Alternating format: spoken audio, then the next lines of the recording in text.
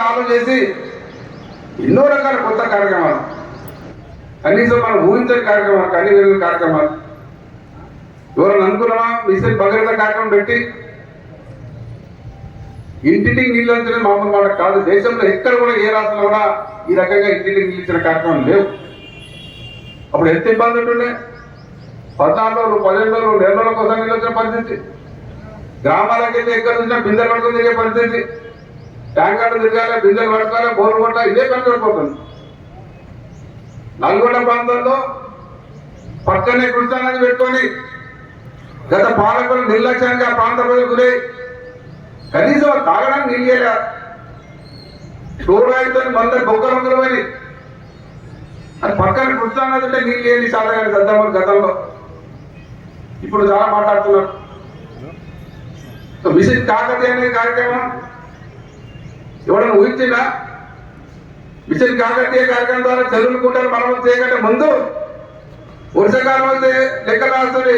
10 చెరువులు లేకపోయినాయి, 20 చెరువులు లేకపోయినాయి, 100 చెరువులు లేకపోయినా లెక్కలు రాస్తుంది. ఆడ చెరువు తెలిపాయి, ఇక్కడ కుంట లేకపోయాయి.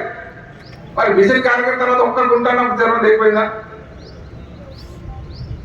కుంటలు దగ్గరలే, చెరువులు దగ్గర బ్రహ్మాండంగా చెరువులు నిండాయి, నీళ్ళు నిండాయి, మంచి బ్రహ్మాండంగా గ్రౌండ్ వాటర్ పెరిగింది, పంట పండి ఆగి పరిస్థితి.